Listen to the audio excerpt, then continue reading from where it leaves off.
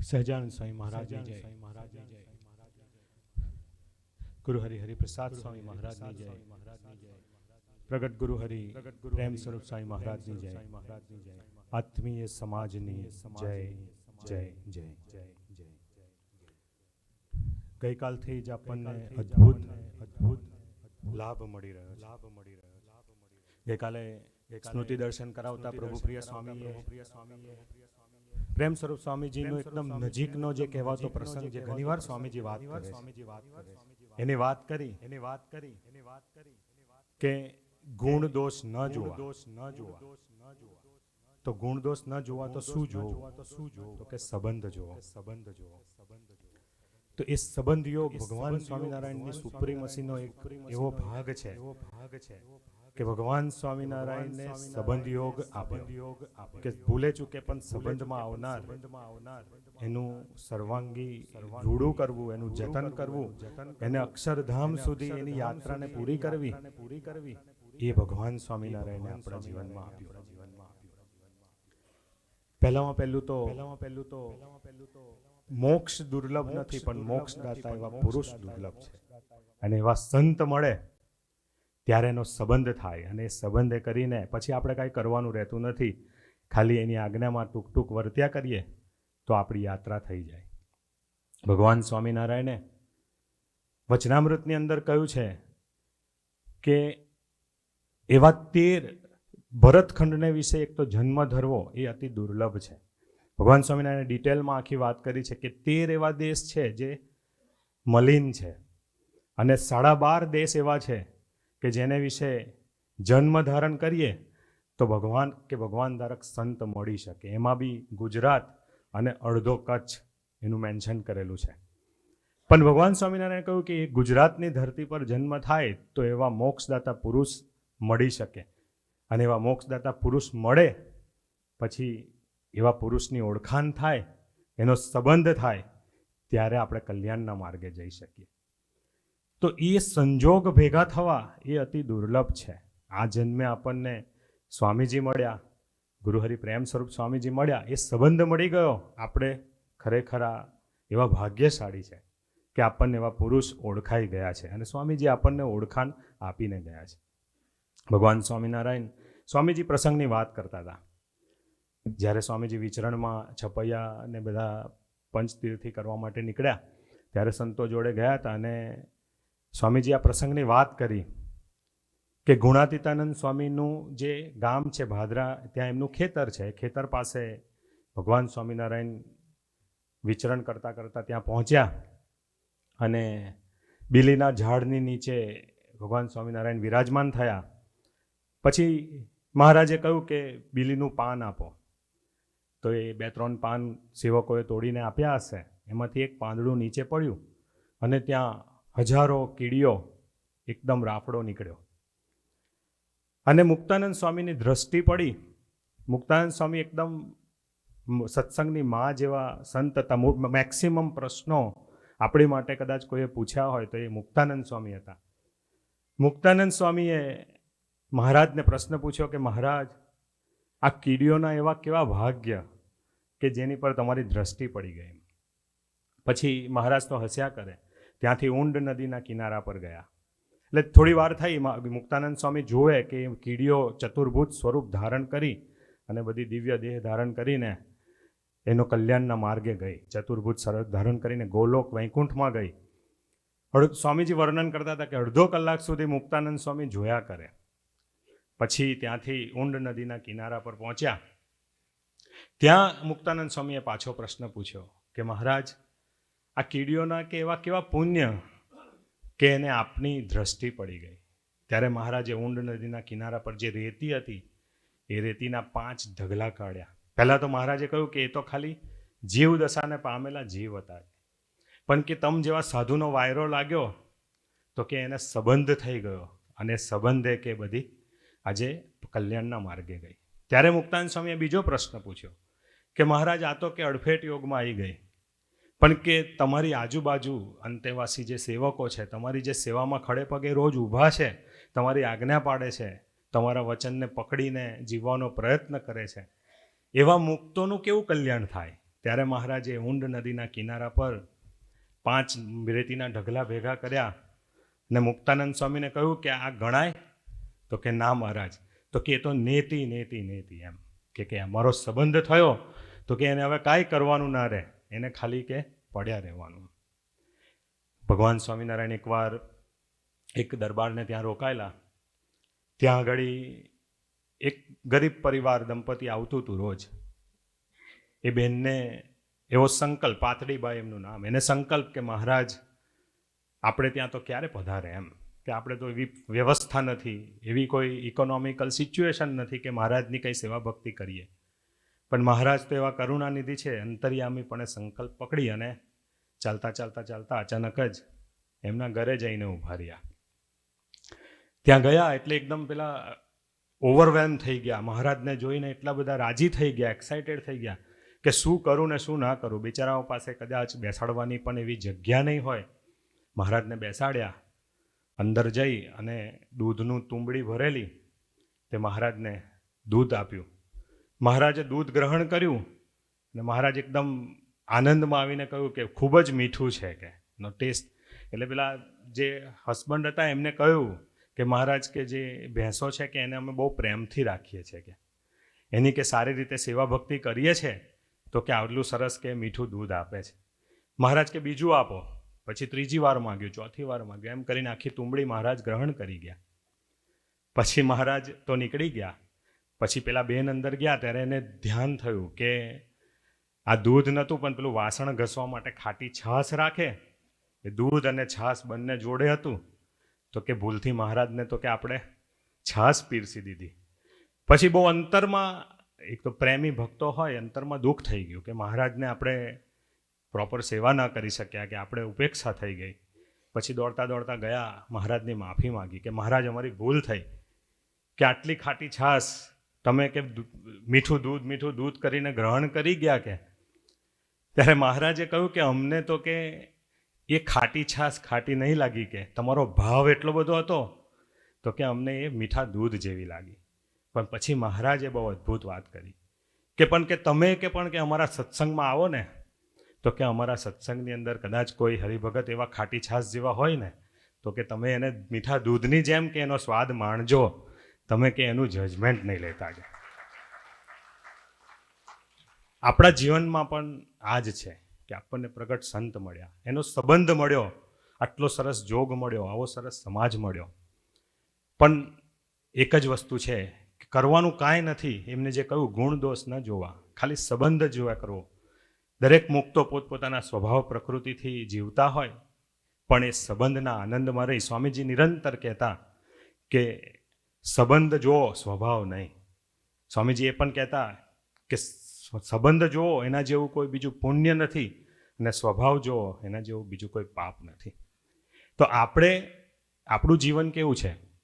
સ્વામીજી વિરાજમાન છે, એમનું આસન છે, સ્વામીજીનું કદાચ પ્રસાદીનું કોઈ ગાતરિયું હોય, પાગ હોય, ચપ્પલ હોય, તો આપણે એ પ્રસાદી સંબંધવાળી જે વસ્તુઓ થઈ ગઈ, આપણે એને પ્રસાદી સ્વરૂપે રાખતા હોય, કોઈને અડવા પણ ના દઈએ, એને પગે લાગીએ ભાવથી. પણ ઓન ધ અધર સાઈડ જે ભક્તો છે એ ભક્તોને પણ સ્વામીજીનો સ્પર્શ, દર્શન, સેવા, સમાગમ મળતો હોય. અવારનવાર સ્વામીજી એને ધબ્બો માર્યો હોય, એને માથે હાથ ફેરવ્યો હોય, એને પ્રેમ કર્યો હોય, એનો થાળ ગ્રહણ કર્યો હોય, એની સેવા ગ્રહણ કરી હોય. પણ એ જે ભક્તો છે એ ભક્તોને આપણે એ પ્રસાદીના નથી માણી શકતા. એનું કારણ કે જે સ્થૂળ વસ્તુ છે ને એ બોલતી ચાલતી નથી. આપણને બીજા ભક્તોના સ્વભાવ પ્રકૃતિ તરફ નજર જાય છે, બીજા ભક્તોના અંગ દેખાય છે. આપણા અંગને એના અંગ જુદા હોય તો એ ફ્રિકવન્સી સેટ ના થાય, જેના ફળ સ્વરૂપે આપણે એ જે સ્થૂળ વસ્તુની અંદર જે દિવ્ય ભાવ રાખી શકીએ છીએ એ દિવ્ય ભાવ આપણે એ ભગવાનના જે ભક્તો છે એની અંદર રાખી શકતા નથી. ભગવાન સ્વામિનારાયણે બાકી તો કેવો સંબંધ યોગ આપ્યો. વીરા ભગતનો પ્રસંગ છે. નાનકડો દીકરો હતો. નાનકડા દીકરાને મહારાજ પૂછે કંઈક પ્રોગ્રામ કરવાનો હોય કે ભાઈ કોઈ બીમાર હોય તો કે આને ધામમાં લઈએ. એટલે પેલો દીકરો કે હા મહારાજ, કે એને ધામમાં લઈ લો. તો મહારાજ કે સારું તારે. તો એને પૂછીને મહારાજ ધામમાં લેવા જાય. અને કોઈ વૃદ્ધ હોય, બહુ બીમાર હોય તો કે મહારાજ એને ધામમાં ના લેશો.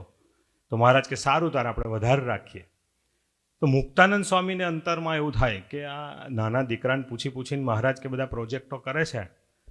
પછી મુક્તાનંદ સ્વામીએ પૂછ્યું કે મહારાજ, આ મુક્ત એવા તો કેવા મુક્ત છે કે જેને તમે પૂછીને કરો છો?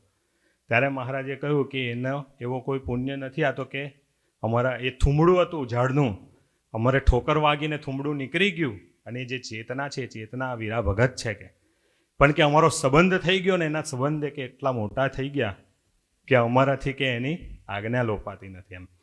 તો એ સંબંધ યોગ. અને જ્યારે આપણે ભક્તોની અંદર જોઈએ છે તો આપણે એ સ્વભાવ પ્રકૃતિ તરફ જોઈએ છે. ભગવાન સ્વામિનારાયણે જે વાત કરી કે આપણે એ નિરંતર સ્વભાવ પ્રકૃતિ મૂકીને સંબંધ જોવાનો છે. લોયાના 18ના વચનામૃતમાં ભગવાન સ્વામિનારાયણે કહ્યું કે ભગવાનના મુખ તો છે, એમાં કોક લૂલો હોય, લંગડો હોય, કાણિયો હોય, બહેરો હોય, મૂંગો હોય કે અનંત સ્વભાવે યુક્ત હોય, પણ કે જ્યારે અક્ષરધામમાં જાય, આપણાને પૂછે છે પ્રશ્ન, તો કે શું કે બહેરો, મૂંગો, લૂલો, લંગડો જ જાય છે? પછી મહારાજ જાતે જવાબ આપે છે કે નથી જતો, એ તો કે દિવ્ય સ્વરૂપ ધારણ કરી બ્રહ્મરૂપ થઈને ભગવાનના ધામમાં જાય છે. તો એ જે ભાવ છે એ દેહના ભાવ છે. આપણે તો દેહ બુદ્ધિથી જોઈએ છે એટલે આપણાને સ્વભાવ પ્રકૃતિ દેખાય છે, પણ ભગવાનની ભાવના કેવી છે કે મારા સંપર્કમાં આવ્યો છે તો એને બ્રહ્મરૂપ કરીને અક્ષરધામની પ્રાપ્તિ કરાવી છે. તો આપણી જે ફ્રીક્વન્સી છે અને એમની ફ્રીક્વન્સી છે એ બે મેચ કરવી પડે. અક્ષરધામની અંદર જઈએ, સ્વામીજી વર્ણન કરતા હતા કે 3 પ્રકારના મુક્ત હોય છે, ઉત્તમ, મધ્યમ અને કનિષ્ઠ.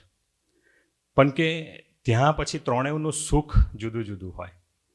ધામ તો મળે બધાને, પણ ત્રણેયનું સુખ જુદું હોય. પણ કે પછી કનિષ્ઠમાંથી મધ્યમમાં કે મધ્યમમાંથી ઉત્તમમાં જવું હોય તો ત્યાં તો કોઈ સાધના છે નહીં, ત્યાં તો ખાલી દર્શન કરવાના છે. બધાના આકાર એક છે, રંગ એક છે, રૂપ એક છે. ત્યાં ખાલી મહારાજના દર્શન કરવાના છે.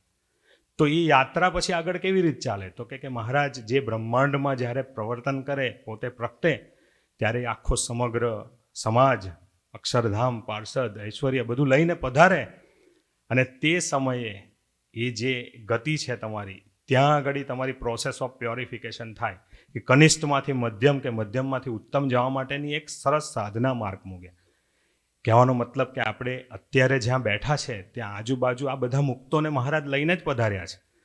પણ આ ઇવોલ્યુશનનો પ્રોસેસ છે, આ આપણી આત્માની યાત્રા કનિષ્ઠમાંથી મધ્યમ ને મધ્યમમાંથી ઉત્તમ લઈ જવા માટે મહારાજ એ ચોકઠા ગોઠવેલા છે, અને ચોકઠામાં આપણે ખાલી આપણો રોલ ભજવવાનો છે.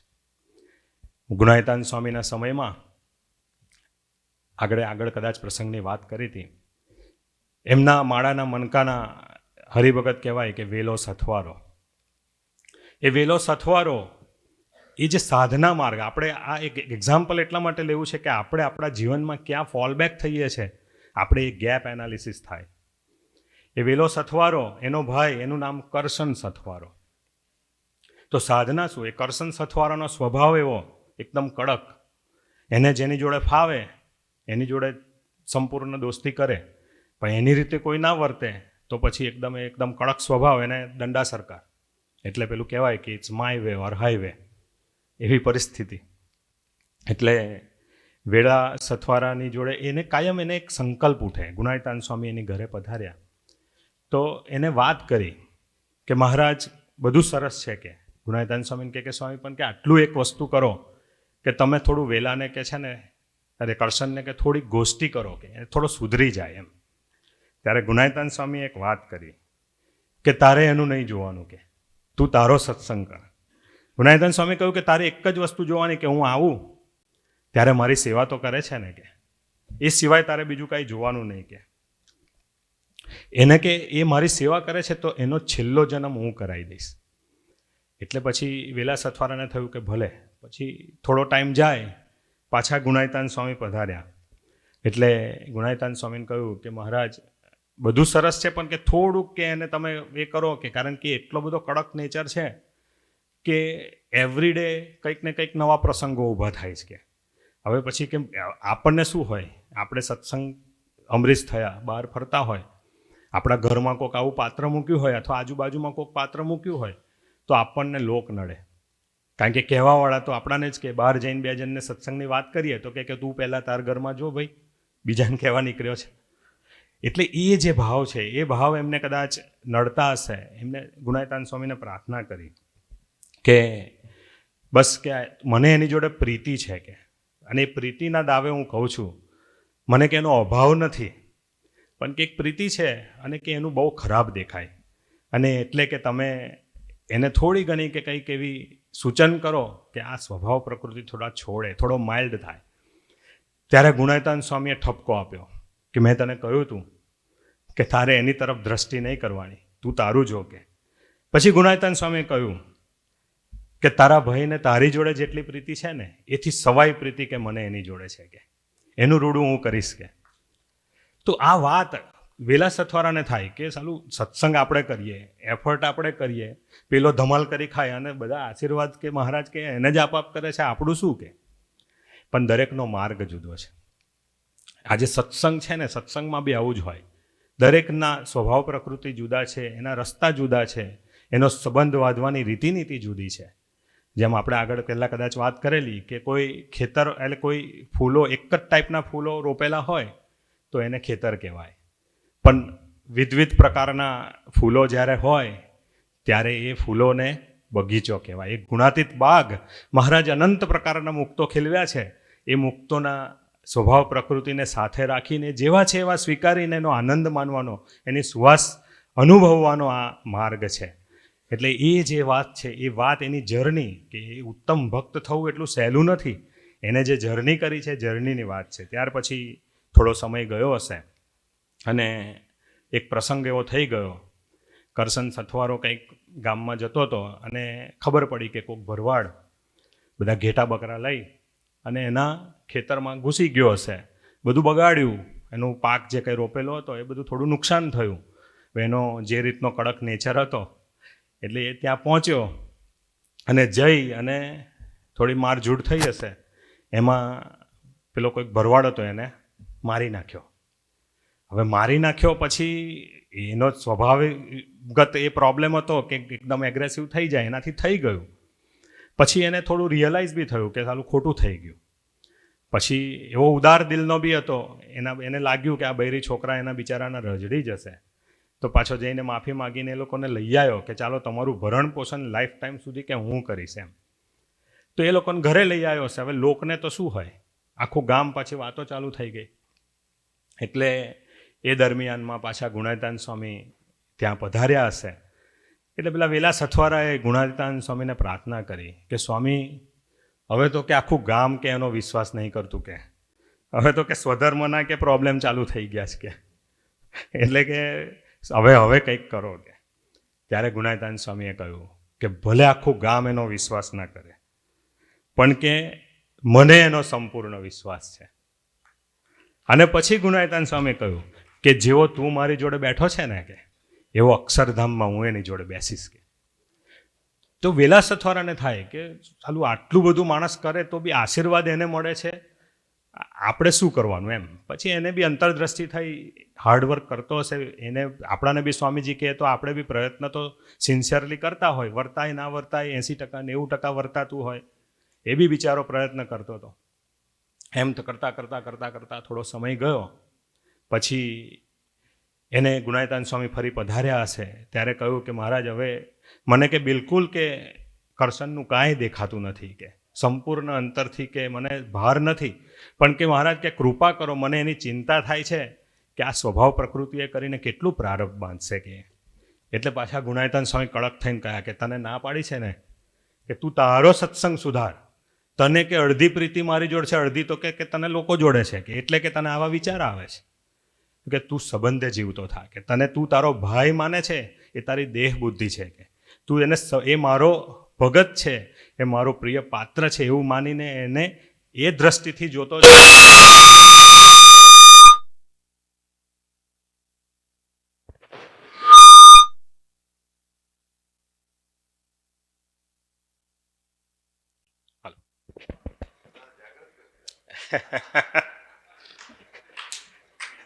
દિનકર અંકલ કહે છે કે બધાને જાગૃત કરી દીધા.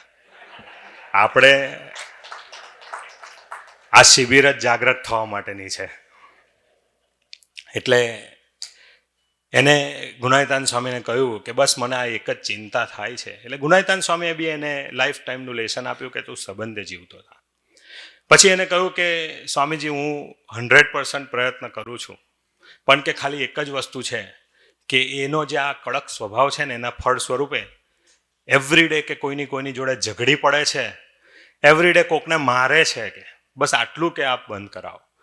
ત્યારે છેલ્લી કક્ષાએ ગુણાયતાન સ્વામીએ કહ્યું કે એ જેની જોડે ઝઘડશે ને એનું રૂડું હું કરીશ કે, અને કે એ જેને મારશે ને એની લક 84 હું ઉડાડી દઈશ કે. આ સંબંધ છે. પછી ત્યારબાદ વેલા સથવારાએ એ વાતને પકડી અને એના જીવનની અંદર એને ત્યાર પછી પાછું વળીને જોયું નથી. પણ કહેવાનો ભાવાર્થ કે એ ગુણાતીતાનંદ સ્વામીએ જે વાત કરી કે ગમે તેવો સ્વભાવ પ્રકૃતિ હોય પણ મારા સંબંધવાળો છે એ મારશે ને તો એનું બી રૂડું કરવાની તૈયારી મારી છે, આ સંબંધ યોગ છે. તો આપણે કોના સ્વભાવ જોઈએ, કોના પ્રકૃતિ સ્વભાવ તરફ નજર કરીએ? આ બધા જ ભક્તો મહારાજના છે. આપણે તો એક જ દ્રષ્ટિ જોવાની છે કે આટલા બધા વાવાઝોડાની અંદર આ જે કાંઈ ભક્તો બેઠા છે એ ભક્તો એક સમજણને પકડીને બેઠા છે, મહારાજની વાણીને પકડીને બેઠા છે. એ સ્વામીજીને સંપૂર્ણપણે સમજણથી જોડાયા હતા એટલા માટે તો અહીંયા બેઠા છે. બસ આ સંબંધ જોઈ અને કદાચ નાના મોટા સ્વભાવ પ્રકૃતિના પ્રશ્નો હોય, કદાચ નાનું મોટું કંઈક વર્તનમાં આઘું પાછું હોય તો એ બધું જોશે. પ્રેમ સ્વામીને શું આપ્યું છે, પ્રેમ સ્વામી કરશે. આપણે આપણી યાત્રા ભગવાન તરફ કરવી છે અને સત્સંગમાં દરેક પ્રકારના વ્યક્તિઓની જરૂર પડે. થોડો સમય ગયો પછી પ્રસંગમાં આગળ એવું થયું કે એક સમય આવ્યો અને મંદિરની 3-4 ગાયો કોઈ ચોરી ગયું. હવે બધા શોધે પણ મળે નહીં. પછી ગુણાયતાન સ્વામીએ સભાની અંદર વાત કરી કે આ મંદિરની ગાયો ચોરાઈ ગઈ છે તો કે કોણ શોધી લાવશે? એટલે બધાની તરફ દ્રષ્ટિ કરે પણ કોઈ ઊંચું મોઢું ના કરે.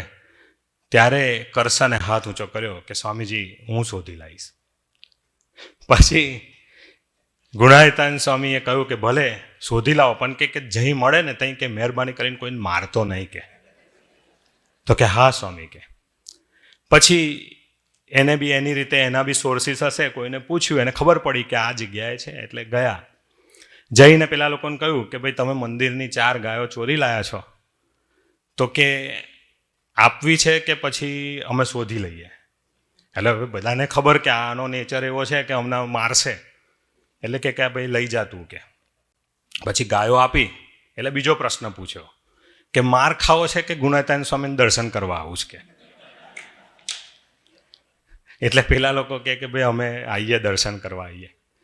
પણ એ રસ્તામાં જતા એ લોકોને બી અંતરમાં વિચાર થયો કે આ માણસ એવો છે કે આને ખબર પડે કે આપણે લાયા છે તો કે આ માર્યા વગર રહે એવો નથી.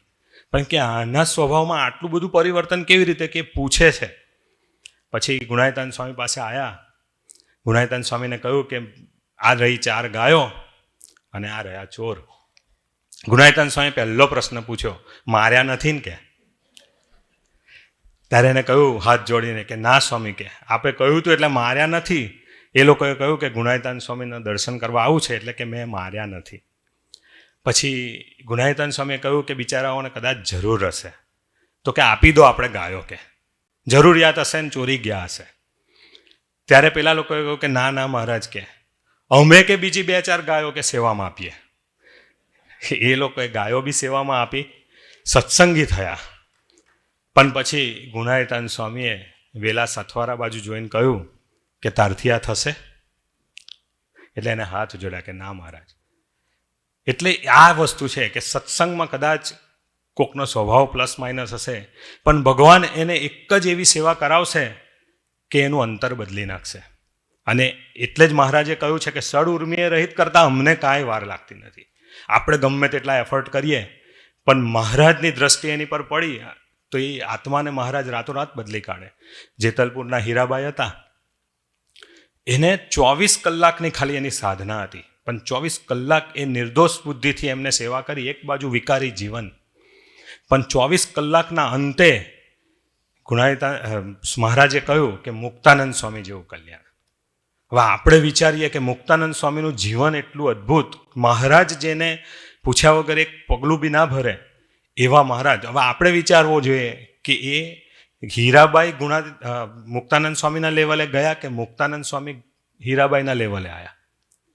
આપણે બી ગમે તેટલા સંપૂર્ણ વર્તતા હોઈએ, પણ મહારાજ જ્યારે આશીર્વાદ આપે અને આમ ચૂટકીભર માણસને આપણી જોડે લાઈન મૂકી દે કે આપણાથી ઉપર લાઈન મૂકી દે, તો આપણે કોના સ્વભાવ પ્રકૃતિ તરફ જોઈએ?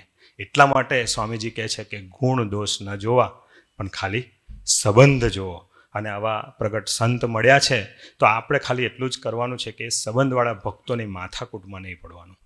એને બસ સ્વામીજી જોડે બેઠો છે તો સ્વામીજી એને સળુર્મીએ રહિત કરતા કાંઈ વાર નહીં લાગે, એક ધબ્બે એનું અંતર બદલી કાઢશે. આપણે આપણી ચિંતા કરવી છે, સ્વલક્ષી જીવન જીવવું છે, સ્વરૂપલક્ષી જીવન જીવવું છે અને કેવળ સંબંધે જીવવું છે. તો આજે આપણે સ્વામીજીના ચરણોમાં પ્રાર્થના કરીએ, દિનકર અંકલના ચરણોમાં પ્રાર્થના કરીએ, આ વડીલ સંતો બેઠા છે એમના ચરણોમાં પ્રાર્થના કરીએ કે અમને એવો બુદ્ધિયોગ આપજો, કે અમને એવું દિલથી મનાય કે આ બધા જે ભક્તો એ નિયમ નિશ્ચય અને પક્ષ એ પકડીને બેઠા છે, પડે પડ આટલા વાવાઝોડાની અંદર નિર્દોષ બુદ્ધિ ધારણ કરીને આપની જોડે જોડાઈને બેઠા છે. કદાચ કોઈક જગ્યાએ સ્વભાવ પ્રકૃતિમાં એમને આગુ પાછું થઈ જાય, કોઈ ફેર પડી જાય તો એમની ભૂલ એ અમારી ભૂલ છે એમ માનીને અમે આનંદ લઈ શકીએ એ સંબંધ યોગમાં અમને ડૂબાડશો જી. એ જ પ્રાર્થના સહજાનંદ સ્વામી મહારાજ.